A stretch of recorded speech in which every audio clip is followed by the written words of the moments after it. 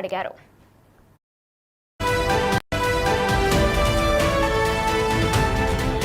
Right breaking news. Social media influence ఇకపై betting apps promote చేస్తే కఠిన చర్యలు తప్పవంటూ కూడా సిపి హెచ్చరిస్తున్నారు. ఇదే నేపథ్యంలో లోకల్ బాయ్ నాని కూడా నిన్న ఫిర్యాదు చేయడంతో కూడా కేసు పెట్టిన తర్వాత కూడా కేసును ప్రస్తుతం దర్యాప్తు చేస్తున్నామంటూ కూడా సిపి చెప్పుకొచ్చారు. ఇదే నేపథ్యంలో క్రికెట్ బెట్టింగ్లు జోరుగా జరుగుతున్నాయి. పూర్తి స్థాయిలో కూడా నిఘా ఏర్పాటు చేసి నిన్న లోకల్ బాయ్ నానిపై ఫిర్యాదు రావడంతో కేసు నమోదు చేసి దర్యాప్తు చేస్తున్నారు. బెట్టింగ్ యాప్స్ ని ప్రమోట్ చేస్తున్న వారిపై కూడా కఠిన చర్యలు తప్పవంటూ కూడా సిపి చెప్పుకొస్తున్నారు. ఇదే నేపథ్యంలో టీజీఆర్టీసీ ఎండీ సజ్జనార్ కూడా నిన్న సీరియస్ అయ్యారు. సోషల్ మీడియా ఇన్ఫ్లుయెన్సర్స్ అందరూ కూడా మంచి వార్తలు చెప్పాలి, కానీ ఇటువంటి ప్రమోషన్స్ యాప్స్ ని కూడా ప్రమోట్ చేయొద్దు అంటూ కూడా ఆయన చెప్పుకొచ్చారు. ఇదే రకంగా ఆయన ఇవేం దిక్కుమాలిన పనులంటూ కూడా ఆయన సీరియస్ అయ్యారు. సోషల్ మీడియా ఇన్ఫ్లుయెన్సర్లు ఏం చేసినా నడుస్తుందనే భ్రమలో ఉండొద్దు అంటూ కూడా ఆయన సీరియస్ అయ్యారు. ఇలాంటి పనుల ద్వారా ఎంతో మందిని బెట్టింగ్ భూతానికి బానిసలు చేయడం సరికాదని కూడా ఆయన హెచ్చరించారు. ఈ నేపథ్యంలో విశాఖపట్నం సిపి కూడా ఖచ్చితంగా లోకల్ బాయ్ నానిపై కూడా చర్యలు తీసుకుంటామని కూడా చెప్పుకొచ్చారు. ఈ నేపథ్యంలోనే ఈ లోకల్ బాయ్ నానిపై కేసు దర్యాప్తు చేస్తామంటూ కూడా చెప్పుకొచ్చారు. రైట్, ఇదే అంశంపై మరింత సమాచారం మా ప్రతినిధి విశాఖపట్నం నుంచి రాజు సిపితో ఫేస్ టు ఫేస్. ఇప్పుడు ఒకసారి చూద్దాం. లోకల్ బాయ్ నాని బెట్టింగ్ యాప్ను ప్రమోట్ చేస్తున్న దానిపై ఇప్పుడు ఒక దుమారం రేపుతుంది. ప్రస్తుతం మనతో పాటు విశాఖ సిపి డాక్టర్ బాగ్జీ ఉన్నారు. సార్, అసలు ఏమైనా కేసులు ఏమైనా నమోదు చేశారా? ఈ బెట్టింగ్ యాప్స్ ప్రమోట్ చేస్తున్న వాళ్ళ మీద ఏం చెప్తారు? అసలు ఇప్పుడు ఈ ఆన్లైన్ బెట్టింగ్ ప్రమోట్ చేస్తున్న ఒక వీడియో నిన్న మా దృష్టికి వచ్చింది. క్రిమినల్ కేసు ఆల్రెడీ కట్టడం జరిగింది. దర్యాప్తు మొదలైంది. త్వరలో ఆ కేసు సందర్భంగా చట్టపరమైన చర్య తీసుకోవడం జరుగుతుంది. మన అందరికీ తెలుసు, క్రికెట్ బెట్టింగ్ ఒక మహమ్మారిలాగా వ్యాపిస్తుంది. రాబోయే రోజుల్లో Champions League, Indian Premier League matches జరగబోతాయి. క్రికెట్ బెట్టింగ్ వల్ల యువత నష్టపోతున్నారండి. చాలామంది అంతా పోగొట్టుకొని ఆత్మహత్య కూడా చేస్తున్నారండి. ఈ పరిస్థితిలో మనం ఆన్లైన్ కానీ ఆఫ్లైన్ కానీ అన్ని రకాల బెట్టింగ్ నుండి దూరంగా ఉండాలి. ఇన్ఫ్లుయెన్సర్స్ ఎవరు యూట్యూబ్ వీడియో పెడితే, ట్విట్టర్ పోస్ట్ చేస్తే 100 మంది, 1000 మంది, 1,00,000 మంది ఫాలో చేస్తారు. వీళ్ళు చాలా రెస్పాన్సిబుల్గా పనిచేయాలి. వీళ్ళు డబ్బు కోసం ఆశపడి సొంత స్వార్థం కోసం బెట్టింగ్ ప్రమోట్ చేస్తే ఉపేక్షించేది లేదు, సహించేది లేదు. కఠినమైన చర్య ఉంటుంది. ఆ చర్య తొందరలో అందరికీ తెలిసిపోతుంది. లోకల్ బాయ్ నాని మీద ఏమన్నా నిఘా ఏమన్నా ఉందా? ఎందుకంటే ఎప్పటి నుంచో చేస్తున్నటువంటిది అయితే కనిపిస్తూ ఉంది. చాలా వీడియోస్ని చేస్తున్నారు. కొన్ని చోట్ల, అంటే ఈ ప్లేస్లో కాకపోయినా సూసైడ్ అటెంప్ట్స్ కూడా చేస్తున్నటువంటి వాళ్ళు చాలా మందిని గుర్తిస్తున్నటువంటి పొజిషన్. ఏం చెప్తారు? మన విశాఖలోనే ఉండి చాలా వీడియోస్ చేస్తూ ప్రమోట్ చేస్తున్నారు betting apps local boy Nani. అది నిన్ననే మా దృష్టికి వచ్చింది. ఇలా ఆన్లైన్ బెట్టింగ్ ప్రమోట్ చేస్తున్నట్టు మేము ఆల్రెడీ కేసు కట్టాము. ఆ ఇన్ఫ్లుయెన్సర్స్ అందరికీ చెప్తున్నాం, మంచి కోసం పనిచేయండి. సమాజంలో ఎలా చేస్తే మేలు జరుగుతుంది ఆ పని చేయండి, కానీ ఇటువంటి మహమ్మారిని ప్రమోట్ చేయకండి. అలా చేస్తే చట్టపరమైన చర్య ఖచ్చితంగా జరుగుతుంది.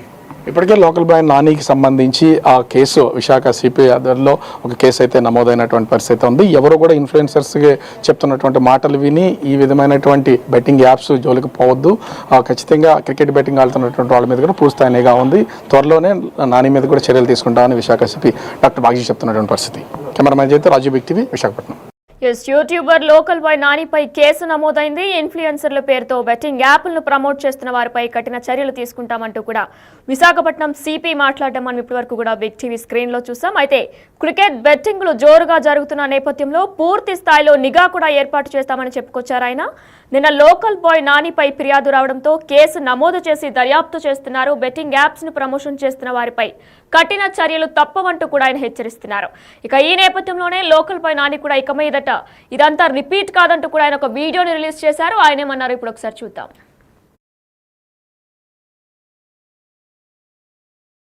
ఎంతగో నమ్మి నన్ను ప్రేమించిన నా ఫాలోవర్స్కి, నా సబ్స్క్రైబర్లకు కూడా నమస్కారం అండి. మీకు ఒక ఇంపార్టెంట్ మ్యాటర్ చెప్పడానికి ముందుకు వచ్చాను. నేను గత 3 రోజుల క్రితం సజ్జనైన సారు నేను బెట్టింగ్ ఆడింది వీడియో మీద రెస్పాన్స్ చేయడం, అది పాత వీడియో. అది నేనైతే బెట్టింగ్ ఎప్పుడూ నేను ఆఫ్ చేస్తాను.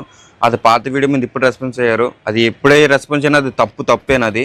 ఆ తప్పుని మనం నిజాయితీగా ఒప్పుకునే మా ఇంటికాడ ఉండాలి. ఎందుకంటే తప్పు ఏదైతే చేసామో ఆ తప్పు కన్నా మనం ఒప్పుకోవాలి. సో నేను అది ఒప్పుకోవడానికి వచ్చాను. నేను ముందుకి నేను చదువుకోలేని వాడిని, అంటే నాన్ ఎడ్యుకేషన్ పర్సన్. నేను చాలామంది చదువుకున్న ఇన్ఫ్లుయెన్సర్సే ఈ బెట్టింగ్ యాప్ని ప్రమోట్ చేయడం జరిగింది. వాళ్ళని చూసి ఏంటంటే ఇది నిజమేమో అనుకో నేను కూడా కొన్ని 2-3 చేయడం అయితే జరిగింది. తర్వాత నాకు కొంతమంది చెప్పడంతో ఇది ఫేకు, దీనివల్ల చాలామంది జీవితాలు కూడా నాశనం అయిపోతున్నాయి, ఆఫ్ చేసిన అనేది నేను అప్పుడే ఆఫ్ చేసి రద్దు చేస్తాను కూడా, అట్లా జోలికి వెళ్ళట్లేదు.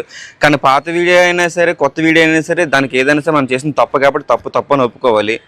నేనైతే దాన్ని అయితే పూర్తిగా అయితే ఆఫ్ చేసేసాను. కానీ ఇంకా 100 మంది 1,00,000 మంది ఇన్ఫ్లుయెన్సర్ చదువుకున్న వాళ్ళు మళ్ళీని దాన్ని ఎంకరేజ్ చేస్తున్నారు. సో వాళ్ళని చూసే నాలాంటి చదువుకున్న ఇన్ఫ్లుయెన్సర్ కూడా దాన్ని నిజమేమనుకుని చేశారు. కానీ ఇంకా చదువుకున్న ఇన్ఫ్లుయెన్సర్కి చెప్తున్నాను, చేసిన తప్పు అని చెప్పి ఒప్పుకోవట్లేదు వాళ్ళైతే. అది ఎవరైనా మీ మైండ్కి వదిలేస్తాను. అలాగే ఇక నుంచి అయినా సరే ఈ బెట్టింగ్ మాఫియాని నేనైతే ఒప్పుకుంటున్నా, నేనైతే దాన్ని అంతం చేస్తున్నా.